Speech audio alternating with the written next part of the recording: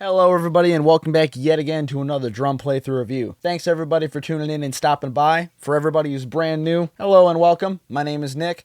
I like to play drums, guitar, bass, and a bunch of other instruments as well. And we like to do these reviews so that way we can take a look at drummers who are the greats, who are better than us, who have substantially more skill than us.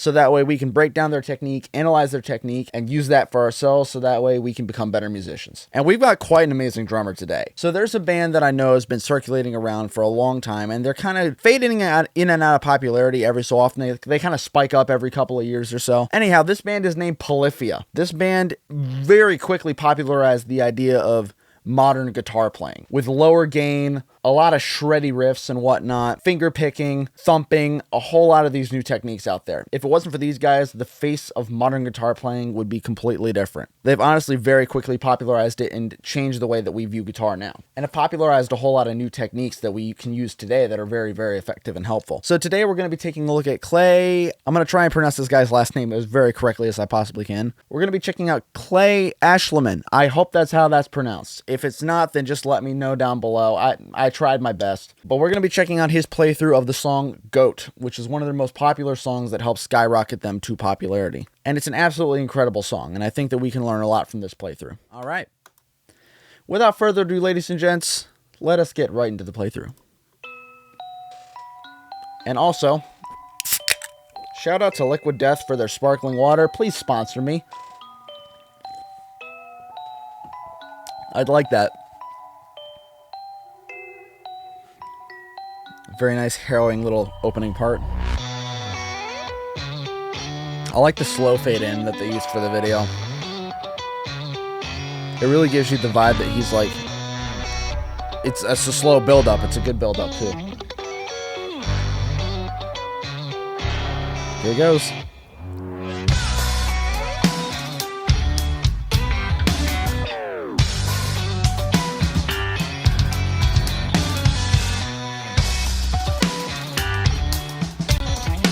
Yeah, just look at all the subdivisions that he's using here.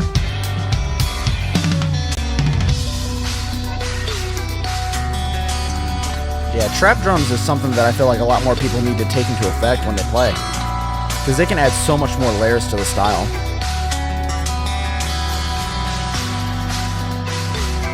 You also notice that right here, the microphone that he's using is the same one that I'm recording with. It's the SM7B.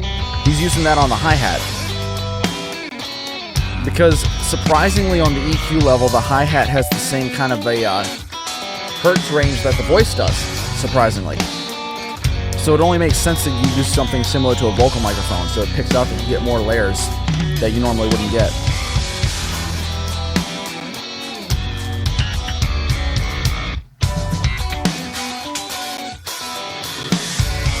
Yeah, absolutely phenomenal job, dude.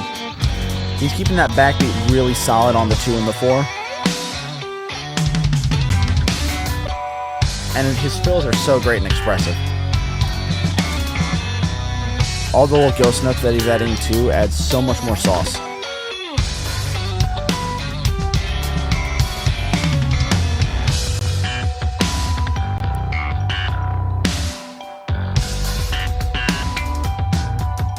It looks like he's using a lot of just wrist. He's keeping his fingers pretty close around that stick.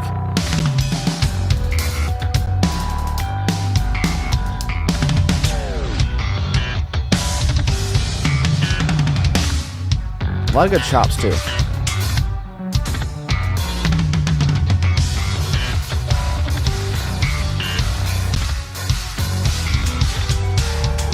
That's a dotted note polyrhythm right there.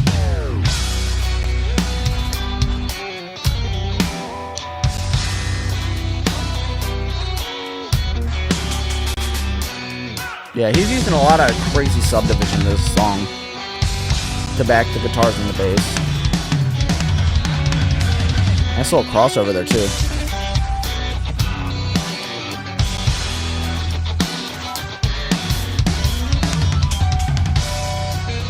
I just love how he plays. He's very expressive with his playing. The drummer faces are priceless, too.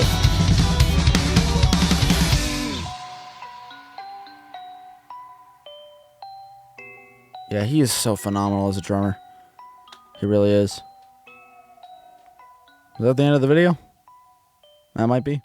So apparently his name is pronounced Aeshliman, so edit to the future self in case I pronounced that wrong. But yeah, absolutely phenomenal job on Clay's part. He is a phenomenal drummer. He uses a whole lot of these crazy subdivisions while he's playing, and it adds so much layering to the song. It really does make the song stand out a whole lot more. So let's break it down. Clay is using a lot of different subdivisions while he's playing. For those of you who may not be familiar with what a subdivision basically is when you take a measure in a song and you subdivide the notes. Basically what subdivision is when you take the notes and you divide them up into different parts so that way they fit into a bar a certain way. That's a very loose interpretation, so I'll break it down this way. I can have a bar that basically, I'm just going to use this as an example to play with. I can have a bar that has 4 notes in it like this. 1, 2, 3, 4, right? I can subdivide that into eighth notes. 1, 2, 3, 4, 1, 2, 3, 4. I can also subdivide parts of it into triplets. 1, 2, 3, 4, 1, 2, 3, 4. And so on and so forth. Clay is using subdivisions in ways that are a whole lot more inventive than what we normally see. He's breaking into triplet patterns. He's breaking into sextuplets. He's breaking into 5 groups of 5 even in some of the parts that I've heard. And he's using a lot of different rudiment fills and whatnot. And he's definitely bringing out the chops in this song. And it's not necessarily a super fast song or anything like that, but it is highly technical in the way that he places his ghost notes, his backbeats, and how he adds the accents on the hi-hat. And all the subdivisions form so well together that really help to complement the other instruments. And this is something that is very commonly known in what's called trap drumming. Playing trap drums is something that's very, very heavily influenced by styles like hip hop, funk even though that's a little bit more of a newer genre, and EDM. It's where you take elements of those specific subgenres and whatnot, and you put that onto acoustic drums or electric drums, depending on what you've got. But yeah, Clay playing trap drums over songs like Goat, it really does help to bring out a whole bunch of layers to the song, and it helps to kind of complement the other instruments as well. And it adds for just such a unique perspective on the song that there's really no other way to describe it other than mind-boggling. Because I know a lot of drummers out there, especially brand new drummers who are starting out, they're going to hear a song like that and they're going to be like, oh my god, I can't play that. Oh my god, that's so crazy and technical. It does take a lot of practice and a lot of time to learn all these subdivisions and whatnot and learn how to play them in your songs without getting thrown off time. So that is something that you may want to consider practicing a little bit more, is your subdivisions. You can do this by grabbing a practice pad, some drumsticks and whatnot, and just turning on like a 4/4 metronome, and just every so often, start with like an 8th note roll, 1, 2, 3, 4, 1, 2, 3, 4, and then just use some subdivisions like adding in a triplet part every so often. This will also help with something else that we see Clay used in this song, and that is syncopation. Knowing where your hands are supposed to be for different parts of the song, so that way you stay on point and you stay on the backbeat and stay in the pocket. All that stuff is really going to help practice with your syncopation, with your metric modulation, with your subdivisions and whatnot.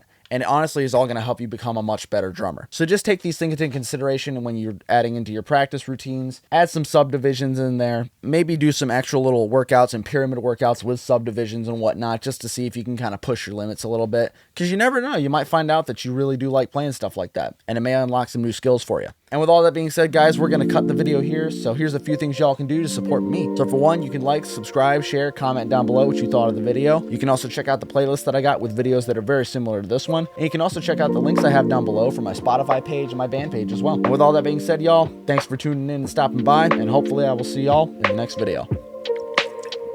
Have a good one.